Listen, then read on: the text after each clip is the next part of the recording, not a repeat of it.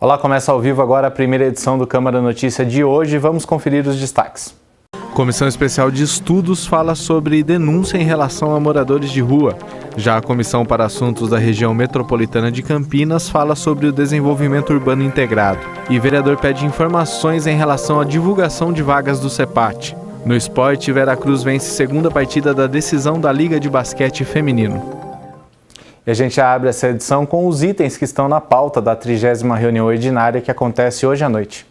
A votação começa com um turno único de discussão do projeto de decreto legislativo do ex-vereador Gustavo Peta, que concede o título de cidadão campineiro a Fernando Vaz Pupo. O homenageado nasceu em Mogi Guaçu, formou-se em Economia e Planejamento Econômico pela Unicamp e possui doutorado em Economia do Setor Público pela mesma universidade. Ele ocupou diversos cargos na administração pública de Campinas e foi secretário de Habitação. Também do ex-vereador Gustavo Peta será analisado o projeto que concede o diploma de mérito jurídico a Tagino Alves dos Santos.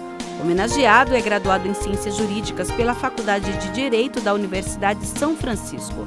Além de suas atividades no meio jurídico, é atuante no movimento negro nacional, ocupando pela segunda vez o cargo de presidente do Conselho de Desenvolvimento e Participação da Comunidade Negra de Campinas. O item 3 também uma proposta de Peta, que concede o diploma de mérito educacional professor Darcy Ribeiro a Glória Elisa Bearzotti Pires von Büchner. A homenageada é mestre em Educação pela Unicamp e doutora em Psicologia pela PUC Campinas.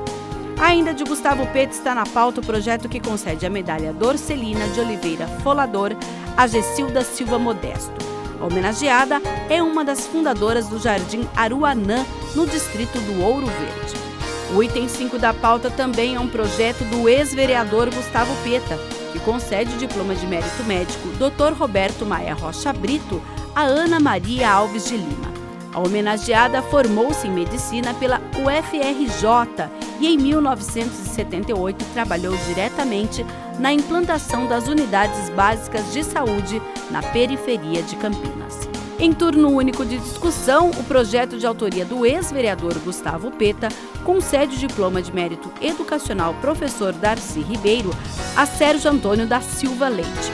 O homenageado é psicólogo, doutor em psicologia pela USP, foi presidente da União Campineira dos Estudantes Secundaristas e atualmente é coordenador do EA2, Espaço de Apoio ao Ensino e Aprendizagem.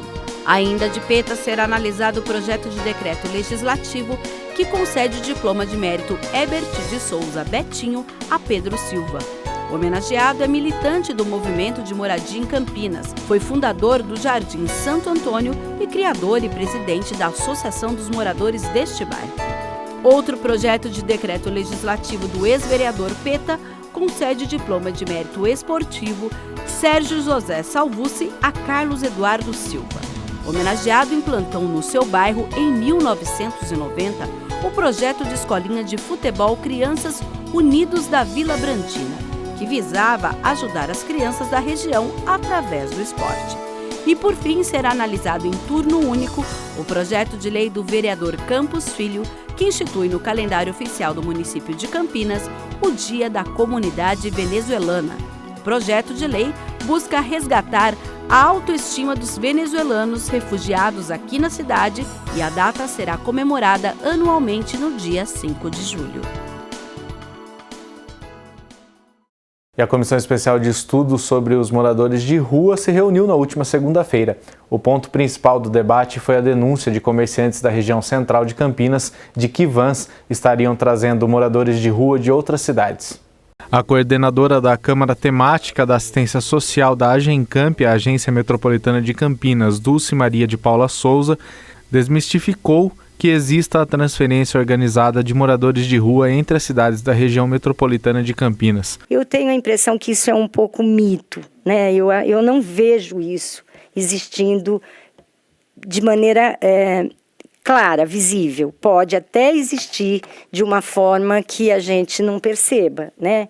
Mas não executado esse transporte pelas prefeituras, pelas secretarias de assistência social, pelo menos eu tenho absoluta certeza que não existe. Segundo a coordenadora, desde 2009 existe um pacto e um modelo a ser seguido entre os municípios da região metropolitana. Era um hábito muito comum, né?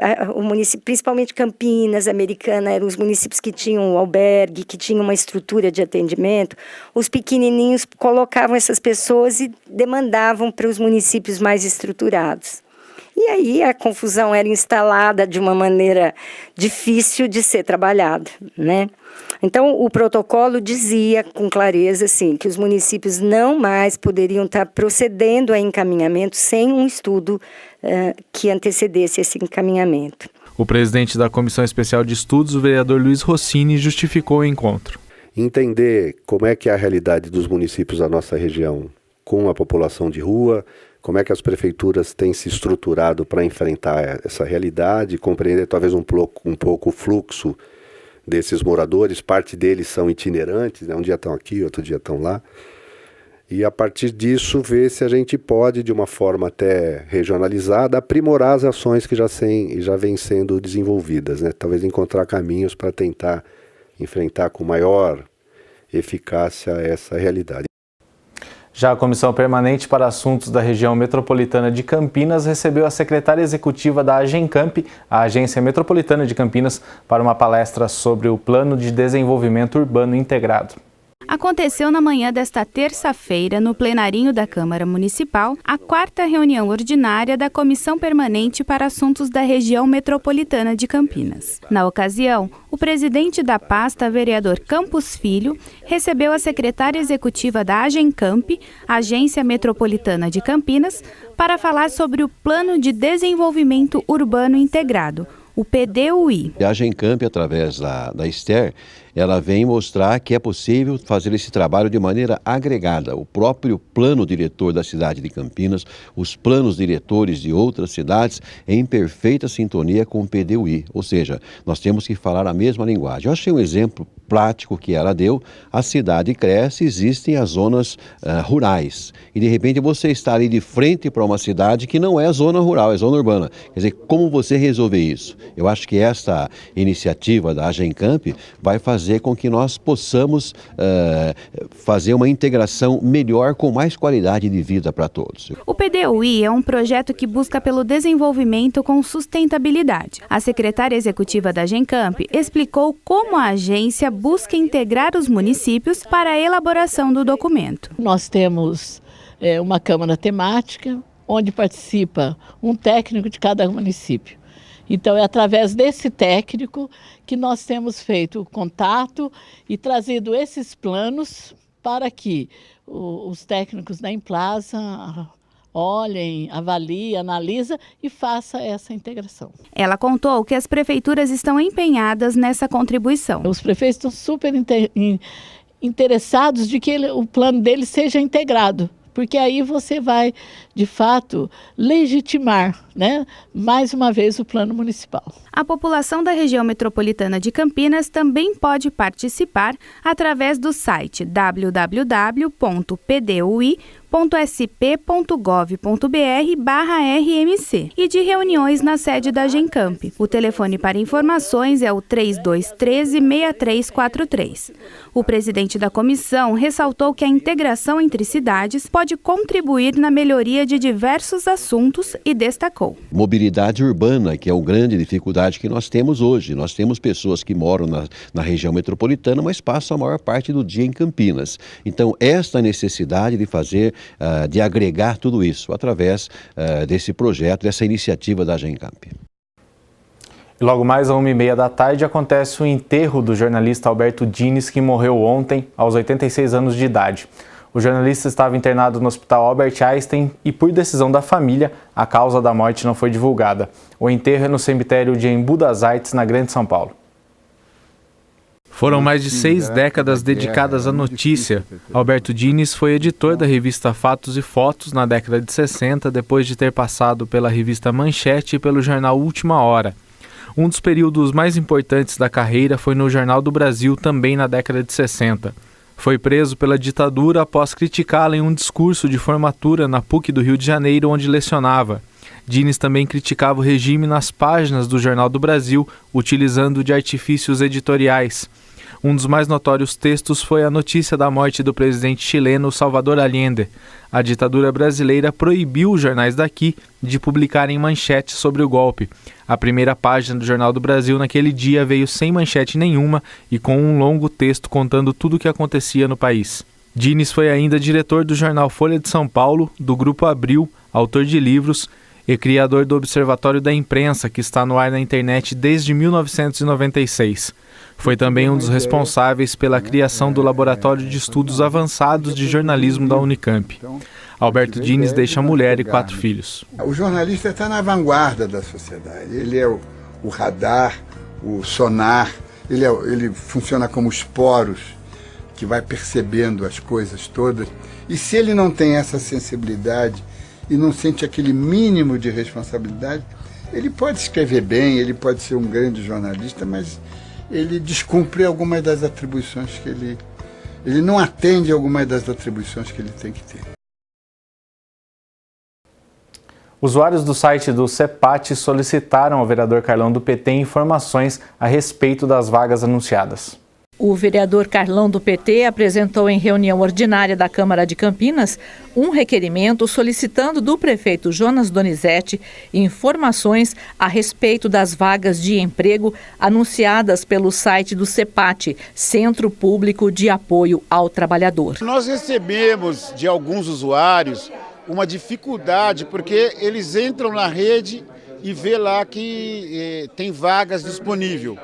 Quando eles chegam no CEPAT para ser atendido, essas vagas não existem mais e ninguém sabe qual é o procedimento correto, né? Nós fizemos um ofício ao secretário para que ele possa nos explicar quais são os procedimentos corretos para que a gente possa informar a população, para que ela não vá lá perder tempo à toa e não ter as informações corretas. E frente a um debate recorrente nos últimos tempos, muitos brasileiros estão inseguros quanto à aposentadoria e esse é o tema do quadro Na Ponta do Lápis de hoje. Muitas pessoas se preocupam com o crescimento profissional e aumento da renda hoje, mas poucos se organizam e poupam dinheiro para garantir a qualidade de vida no futuro.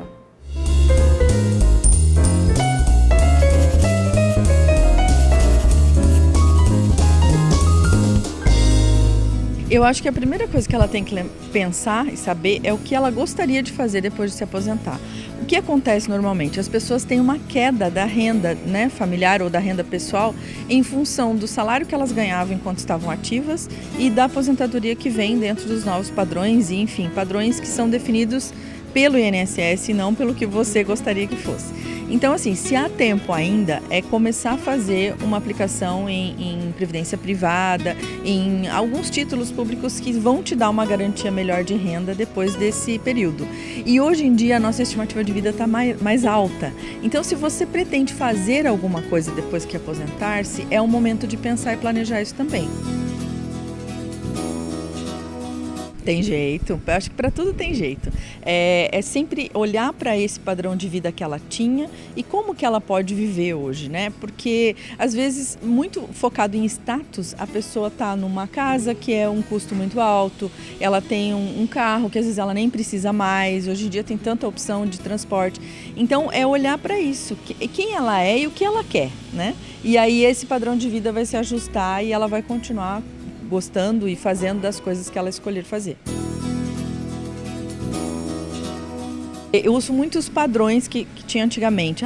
Se eu tiver imóveis de aluguel, se eu tiver outras rendas, existem várias formas de renda, mas você precisa do apoio porque talvez hoje, por exemplo, o mercado imobiliário está super defasado, ele não está te dando uma renda como poderia ser há 10 ou há 15 anos atrás. Então esse cuidado é muito importante, porque o que serviu para os nossos pais, nossos avós, talvez não sirvam para nós agora. E aí para isso tem os profissionais, exatamente, desde o educador financeiro, o advogado previdenciário, como eu falei, pessoas que às vezes te dão um norte daquilo que você não estudou e não tem como saber, né? Essa foi a nossa dica de hoje. A semana que vem a gente volta.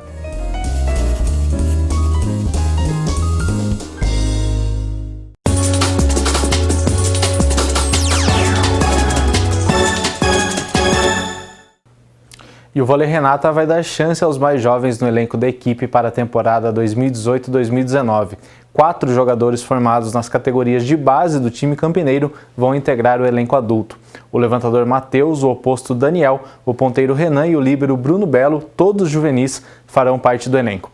A ideia do técnico argentino Horácio de Leu é valorizar o trabalho da base e garantir a renovação do time. Uma boa sorte a eles.